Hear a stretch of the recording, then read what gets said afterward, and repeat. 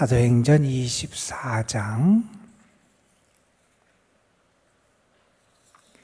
24절에서 25장 12절에 있는 말씀입니다.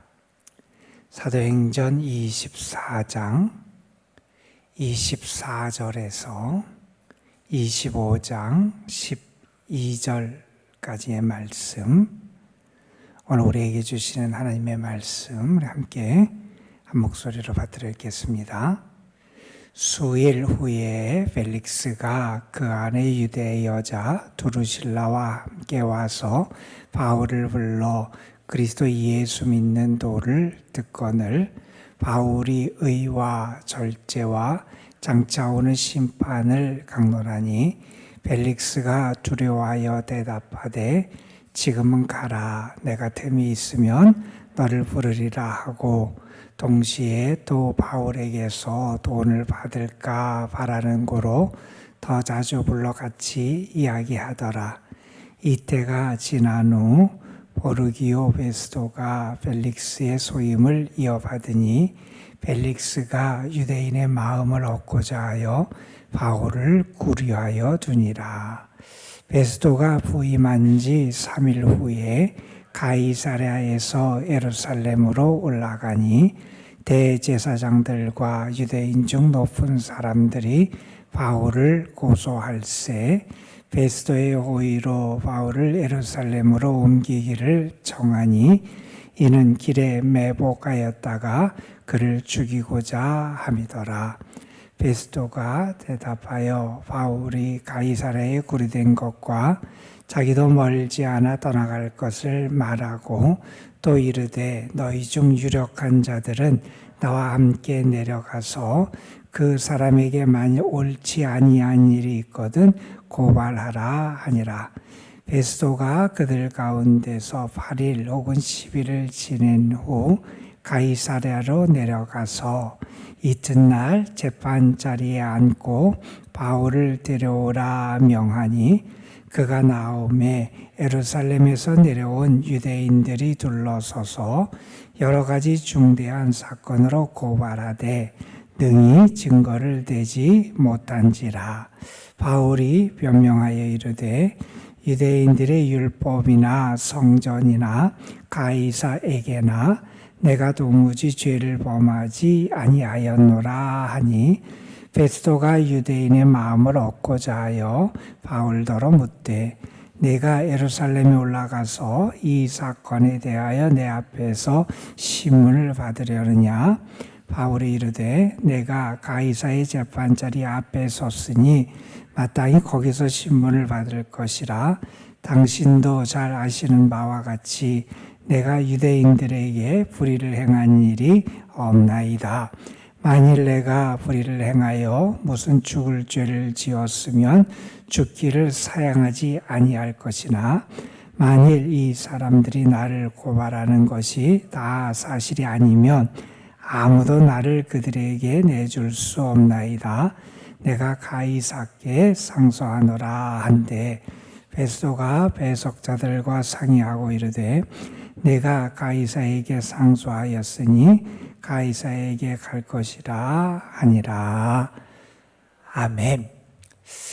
여러분 아마 이러한 시, 이러한 글을 여러분 들어보셨을 거예요. 한번 들어보세요. 할 일이 생각나거든 지금 하십시오. 오늘 하늘은 맑지만 내일은 구름이 보일지 모릅니다. 어제는 이미 당신의 것이 아니니 지금 하십시오. 할 일은 지금 하라. 그러면서 이 시에서 이렇게 계속 말합니다. 친절한 말 한마디가 생각나거든 지금 말해라. 친절한 말도 지금 생각나면 지금 말하라는 거예요. 내일은 당신의 것이 안 될지도 모른다. 살아가는 사람이 언제 곁을 떠난지 모른다. 그러니 친절한 말도 지금 해라. 이런 얘기를 합니다. 또한 이런 얘기를 합니다. 미소를 짓고 싶거든 지금 웃어라. 지금 웃어라. 당신의 친구가 떠나기 전에 당신의 미소를 줘라. 이런 얘기를 하고 또한 불러야 될 노래가 있다면 그 노래도 지금 불러라. 여러분, 우리가 어떤 기회가 주어졌을 때 그 기회를 잘 선용하는 것도 지혜지요.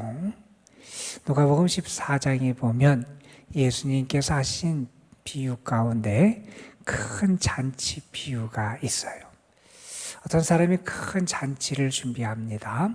그리고 사람들을 초대했어요. 이미 사전에 초대를 했어요.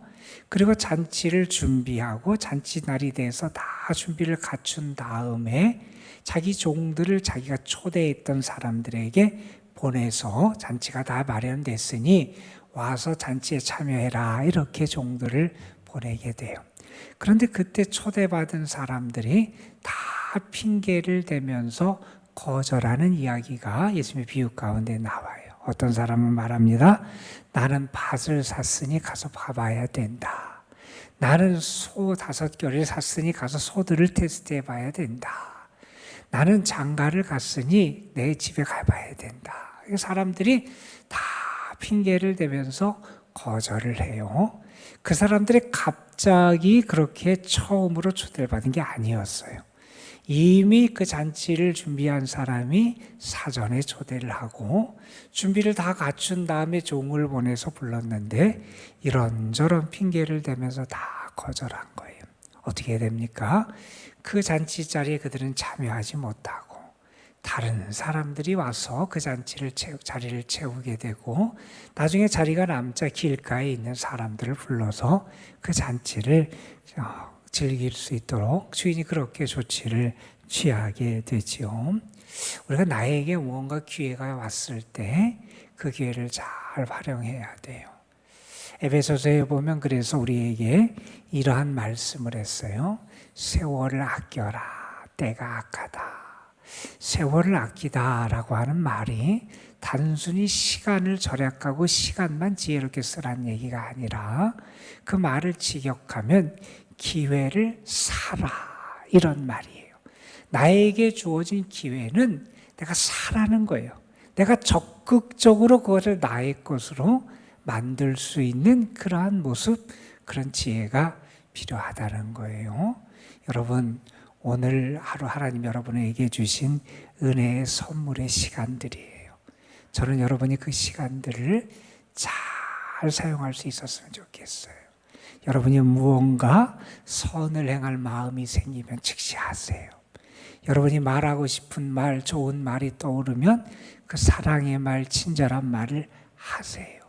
여러분의 삶에서 행복한 그 시간들, 누릴 수 있는 그 시간들, 여러분에게 주어진 은혜의 시간들을 그냥 아무 생각 없이 흘려보내는 그런 어리석은 자들이 되지 않고 은혜를 누릴 수 있는 그러한 복이 여러분에게 있기를 간절히 소망합니다. 여러분, 오늘 말씀에 보면 벨릭스라고 하는 총독 이야기가 계속 나와요. 바울이 체포가 된 이후에 그가 산해들인 유대인의 의회 앞에서 신문을 한번 받았고요. 그 다음에 총독 벨릭스 앞에서 신문을 받고 재판을 받는 이야기가 24장의 이야기라고 어저께 말씀을 드렸어요.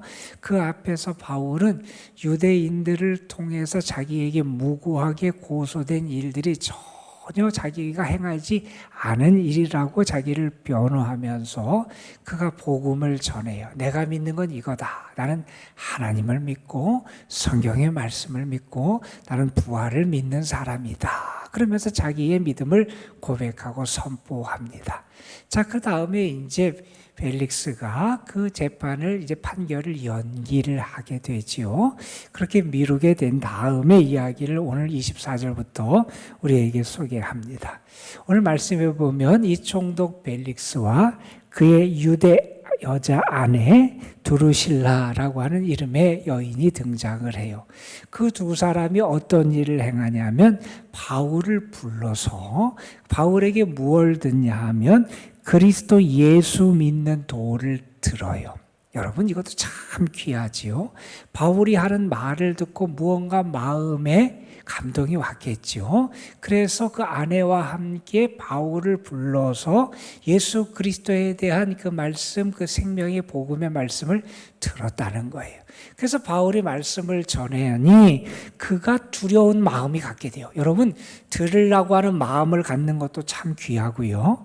그 마음 속에 그 말씀을 통해서 뭔가 감동이 와서 두려운 마음이 생긴 거 정말 귀한 은혜예요. 여러분, 내 마음 속에 주님이 성령의 감동을 주시잖아요. 그러면 그 감동을 놓쳐서는 안 돼요. 그런데 이 벨릭스와 그의 아내는 어떻게 하느냐? 그가 두려운 마음까지 가졌는데 주님을 영접하지 않아요.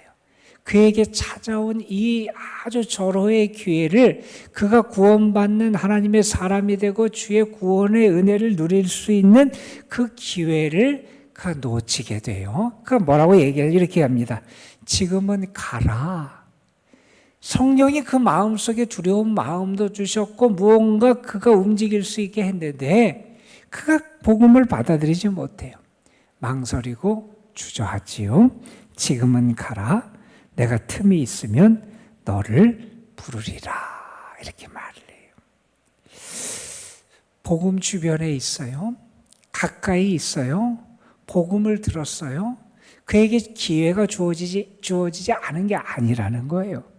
그에게 기회가 주어졌는데 그 기회를 잃어버리는 그러한 모습을 이 벨릭스가 우리에게 보여주고 있어요. 복음과의 거리를 좁히지 못한 거예요.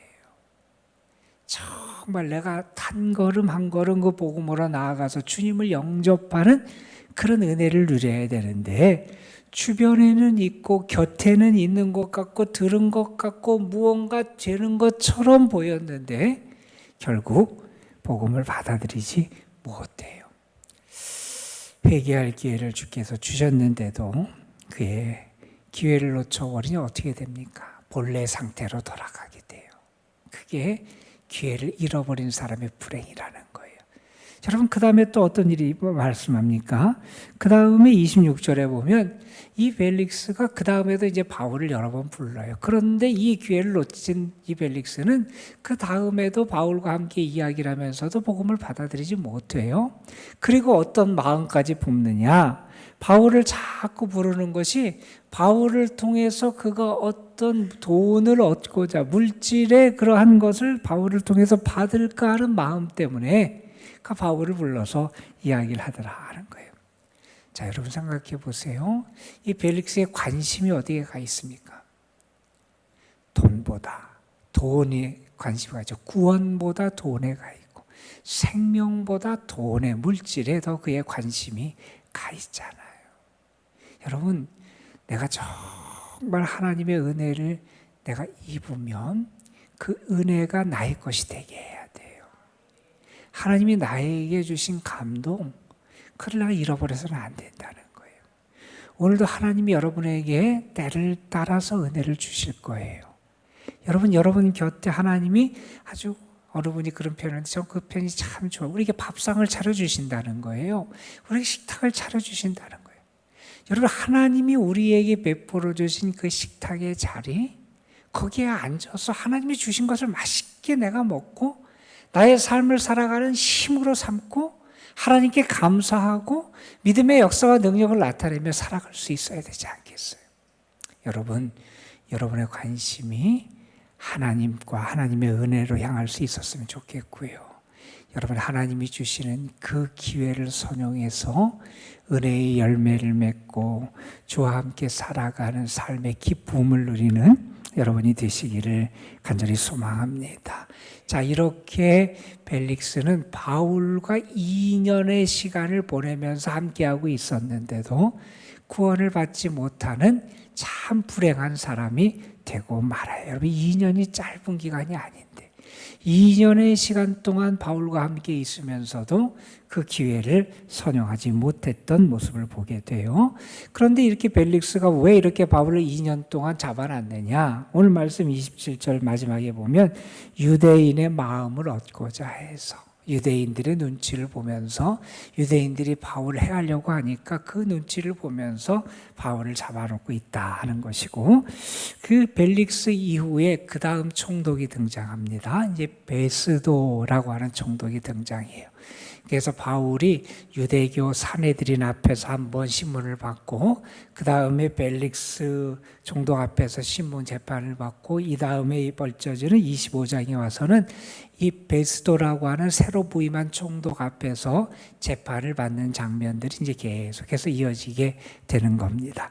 25장에 보면 이제 베스도라고 하는 사람이 부임한 다음에 이 사람이 바로 예루살렘에 가서 유대 종교 지도자들과 만남을 가져요. 그런데 유대 지도자들이 어떻게 하느냐, 이 베스도 새로운 총독이 부임하자 이번이 기회다 이런 생각을 하고 바울을 해할 그러한 계략을 꾸며요. 어떤 계략을 꾸미냐, 바울이 지금 가이사랴에 있는데 예루살렘에 데려와서 예루살렘에서 재판을 받게 해라, 예루살렘으로 바울을 데려오게 해라, 이렇게 총독에게 제안을 하는 거예요. 왜 이런 제안을 했느냐, 오늘 말씀 3절에 보면 25장 3절에 이런 얘기를 합니다. 이는 길에 매복하였다가 바울을 죽이기 위해서다. 바울을 죽이려고 하는 그러한 계략 계책을 꾸며서 그런 걸 제안을 해요. 그런데 베스도가 그걸 받아들이지 않아요. 내가 여기에 며칠 있다가 다시 가이사랴에 갈 건데 너희 중에 몇 사람 지도자들이 정말 그를 고소할 일이 있으면 가이사랴에 와서 그를 고발해라. 그래서 가이사랴에 유대 종교 지도자들이 내려오게 돼요. 그리고 그래서 이 다음에 재판을 받는 장면이 그 다음에 이어지게 됩니다. 유대에서 온 사람들이 7절에 보면 바울을 고소해요. 바울을 고발합니다. 그런데 증거를 대지 못해요. 바울도 자신을 변호합니다. 8절에 보면 나는 율법이나 성전이나 가이사에게나 내가 도무지 죄를 범하지 않았습니다. 이렇게 자신을 변호하고 이렇게 재판이 계속해서 진행되고, 바울은 10절 뒤에도 보면 나는 유대인들에게 불의를 행한 일이 없습니다. 이렇게 계속해서 자신의 무죄를 변호하게 됩니다. 그리고 이 베스도 총독이 다시 한번 이런 제안을 하죠. 내가 예루살렘에 올라가서 재판을 받겠느냐. 이 제안을 했을 때 바울이 어떻게 대답하냐면 내가 가이사 황제에게 상소합니다. 황제 앞에 가서 재판을 받겠습니다. 이런 말을 하면서 이제 바울의 그런 재판의 과정이 진행되는 모습을 우리에게 보여주는 말씀까지 오늘 우리가 함께 읽었어요. 여러분, 오늘 말씀에 보면 몇몇 사람들이 등장을 해요. 한 사람들은 어떤 사람이냐면 가까이 있으면서도 기회가 주어졌음에도 기회를 놓치는 불행한 사람. 이 벨릭스와 그의 아내 같은 사람이죠. 그에게 주어진 기회를 놓치는 참 어리석고 불행한 사람이 등장을 해요. 또 한 사람은 어떤 사람이 등장하느냐? 유대인들을 보세요. 유대인들은 어떤 사람들입니까? 그들은 하나님에 대해서 가장 잘 안다는 생각하는 사람들이었어요. 우리는 하나님을 가장 잘 알고 우리는 하나님을 가장 잘 섬긴다고 생각하는 사람들이었어요. 그런데 그 사람들이 지금 어떠한 일을 하고 어떻게 지금 행동하고 있습니까? 그들은 하나님을 잘 섬긴다고 스스로 생각했을지 모르지만 하나님의 일에 방해꾼들이 되는 거예요. 하나님의 일을 돕고 하나님의 뜻을 알아서 그 일을 위해서 자신을 바치고 헌신해야 마땅한데, 하나님이 구원을 위해서 세우신 하나님의 종이었던 이방인을 위한 하나님의 그릇인 이 바울을 계속해서 고소하고 따라다니면서 바울을 방해하고 죽이려고 그러고, 그러니까 하나님의 역사에 방해꾼이 된다는 거예요. 여러분, 우리가 조심해야 될 이유가 여기 있어요. 내가 하나님을 안다 그래요. 하나님을 잘 섬긴다 그래요. 그런데 내가 정말 깨어있지 않으면, 내가 정말 하나님 앞에 매일매일 나의 삶의 초점과 나의 뜻을 맞추지 않으면, 내가 착각해서 내가 잘한다고 내가 이것이 옳다고 생각하는 그것을 가지고 하나님의 뜻에 거스리는 어리석은 길을 걸어갈 수 있다는 거예요. 유대인들이 그러지 않습니다. 자신들이 잘못했다는 생각을 안 해요. 자신들은 옳은 일을 한다고 생각해요. 그런데 그들은 하나님이 가장 기뻐하시는 이 일을 방해하는 방해꾼으로 전락하고 만다는 거예요. 우리가 더 깨어있고 기도해야 될 이유가 분명히 있다는 겁니다.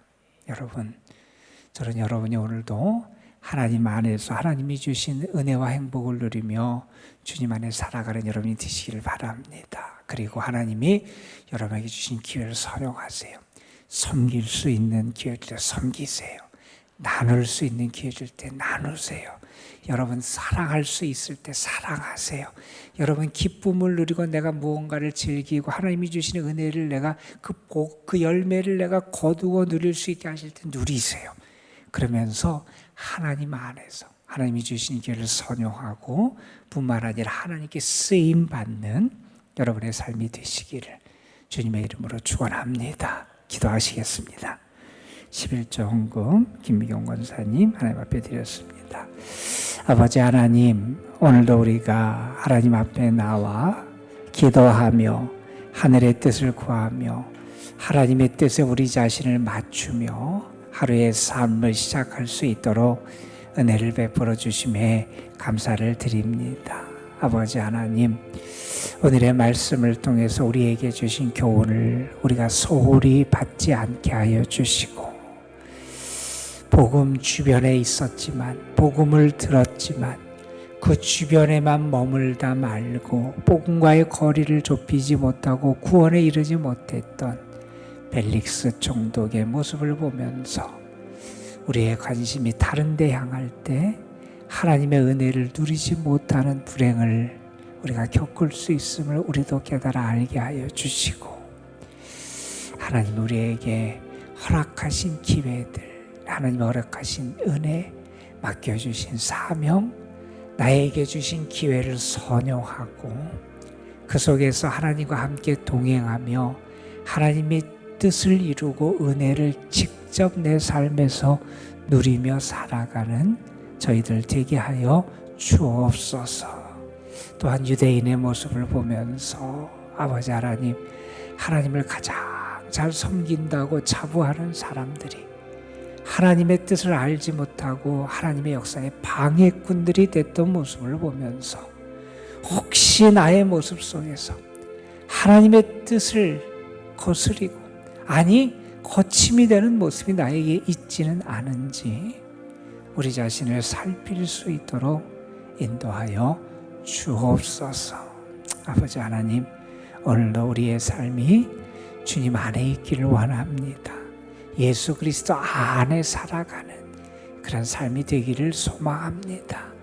내가 죽고 예수로 살고 주님의 인도하심에 순종하며 살아가고 주님께서 원하시는 일을 행하며 살아가고 하나님의 영광을 위해 살아가는 예수 그리스도 안에 있는 증거가 우리의 삶에 더 풍성하게 나타날 수 있도록 인도하여 주옵소서. 오늘도 하나님 앞에 드려진 11조 예물이 있습니다. 하나님 귀한 예물 받으시고 귀한 여종과 그 가정과 삶 위에 하나님이 은혜로, 또한 하나님의 도우심고 돌보시고 지키시는 은혜로 늘 함께하여 주옵소서. 하나님이 주시는 기쁨이 그 마음속에 늘 가득하게 하여 주옵시며 매일매일 하나님께서 새 힘을 더하여 주옵소서. 오늘도 우리가 하나님 앞에 나와서 기도합니다. 우리 자신, 우리의 가정, 자녀, 손들, 우리의 교회를 위해서, 이 나라, 이 민족을 위해서 우리가 사랑하는 영혼들을 주님 앞에 맡기며 믿음으로 기도합니다. 기도할 수 있는 은혜를 주신 하나님 감사하며 이 기회를 통하여 나의 믿음이 하나님께 더 가까이 나아가도록 기도를 통하여 하나님의 능력을 체험하는 저희들이 되게 하여 주옵소서. 아버지 하나님, 오늘도 이 도남동 교회를 하나님 앞에 올려드리고 이 교회에 속한 모든 성도들 그 가정 위에 하나님의 넘치는 은혜가 함께하길 원합니다. 주님, 눈동자같이 보호하여 주시옵시고 악한 세상에 악한 세력이 틈타지 못하도록 하나님 그 가정의 밑장을 견고케 하여 주옵소서.